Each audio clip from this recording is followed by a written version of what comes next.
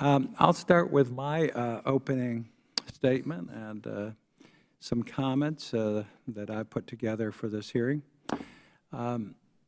Probably there's not too many people in Congress that are what I consider greater advocates of passenger rail and also high-speed rail.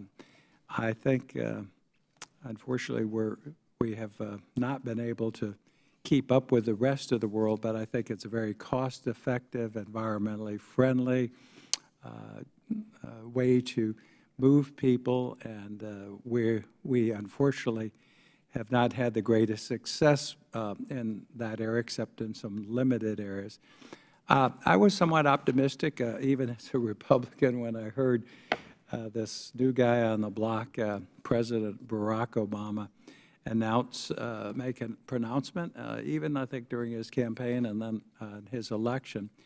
And in 2009, after he took office, he said that the administration's efforts would be to transform travel in America with a historic investment in high-speed rail.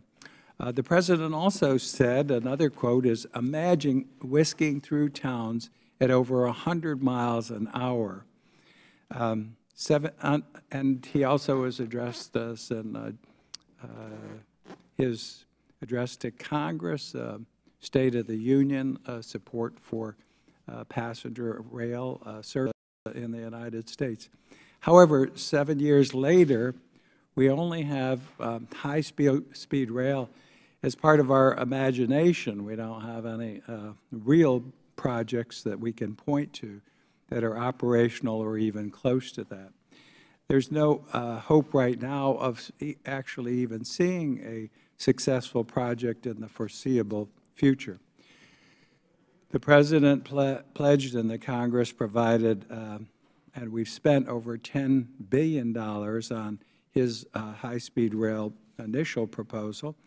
Of that, 99% of the money, and we'll hear from the FRA administrator shortly, is obligated, and some 51%, we're told, has been spent. And unfortunately, we don't have a high-speed system that we can point to or show again that it's in the near future. In addition to that $10 billion, Congress has appropriated some $10.4 billion in capital spending for Amtrak. That's capital money, most of it in the Northeast Corridor. And I've always been an advocate for the Northeast Corridor as having the best potential to move forward and get close to high-speed rail as we could. But even with those expenditures of over $20 billion, again, the goal is elusive. FRA has awarded billions to different projects, rail projects. Unfortunately, most of that's to build what I call snail speed rail on some, and also some of the money was directed towards some flawed projects that unfortunately were rejected when offered to multiple governors. For example, and I think we've got an Ohio FRA awarded $400 million for the proposed 3C project that was rejected by Governor Kasich. The 3C would have provided average speeds initially of 39 miles an hour. It was later revised to 50 miles an hour and would have taken 6 hours and 30 minutes to travel between Cleveland and Cincinnati, later revised to 5 hours and 11 minutes. It's far longer than a car trip or bus trip would take between these cities, which is a little over 4 hours. Maybe I can make that route next week when I'm in Cleveland. But it didn't happen. President Obama promised that his $10 billion rail problem would use some existing infrastructure to increase speeds on some routes from 70 miles an hour to over 100 miles an hour, a goal that he said was quickly achievable. But today, aside from the pre-existing Northeast Corridor, we currently only have 4 lines in the U.S. with any segments capable of operating at 110 miles an hour. That's top speed, not average speed. And those fast segments consist of less than 300 miles of track total.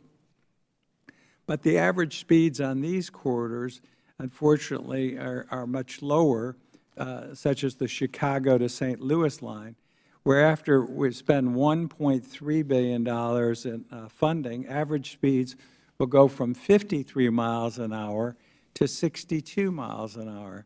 That is not high speed by anyone's definition. You can see some of these up here. Leading at the top with California. I think Mr. Denham's going to be doing a hearing on that. He told me, I think, in a month or so. But you can look at the other routes and the increase of speed, which is very minimal, none of them even close to high speed. One time we used to define it as 110 miles an hour average. We're in the 100 mile per hour range. Higher speed, of course, is another question. But on some of the corridors, again, the Chicago-St. Louis line, you see the $1.3 billion expenditure.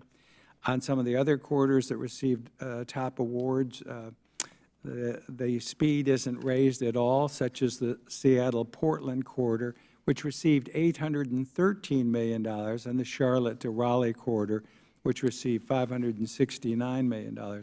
On two corridors given major awards, now this is interesting, ridership actually decreased by thousands between 2008 and 2015.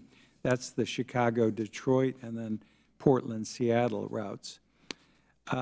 In 2011, in the State of the Union address, President Obama said, "For some trips it will be faster than flying," showing us one example. Instead, FRA spent billions of dollars on projects that will have travel times comparable to taking the bus or driving the route. Only one project funded by the $10 billion Obama Rail Project is actually planned to create what we call real high-speed rail service. That's California, where so far we've got put the lion's share of the $10 billion, some $3.9 billion. And again, unfortunately, that project has been in turmoil from almost the beginning. The California project, some have told me, is off the tracks. Its budget has, again, almost doubled from $33 to $64 billion. The average speeds will be far lower than originally projected, and the travel time between L.A. and San Francisco, if it's done, will take 4 to 6 hours, is what we're now hearing. Instead of the original start date of 2020, which was projected for the California project, the first passengers won't be able to ride the first section until 2025 at the earliest. And service isn't planned to reach from San Francisco to Los Angeles. The best, most optimistic estimate is 2029. While the Obama administration has failed to deliver high-speed rail in the United States, around the world there are some incredibly successful projects. In China, you can travel 635 miles on high-speed rail from Beijing to Nanjing, and at an average speed of 174 miles an hour. And you'll hear the amount of investment that some of these countries have put into this, some all public money, and then some public-private partnerships. In France, you can travel 408 miles from Paris to Avignon. I've actually taken that route, and it's an average speed of 154 miles per hour, average speed. In Russia, and I sat next to a Russian representative at a high-speed rail conference, kind of shocked to find out even the Russians have leaped ahead of us. And from 404 miles from St. Peters to Moscow, the average speed is 108 miles an hour. They have high-speed rail, or close to the 110 mile an hour mark in the former Soviet Union, which is partnered with private partners to put that system in place. High-speed rail, unfortunately, still remains an illusion in the United States. The administration's I told the staff to put this quote in here. I said, they're trying to put as much parsley around the turkey as possible. That's my quote. Unfortunately, it's not the shining, sleek, high-speed rail at the high speed we would like to see. We do want to try to make this a positive hearing. We have opportunity for public-private partnerships coming up, and we want to get back on track and see if we can get in the game.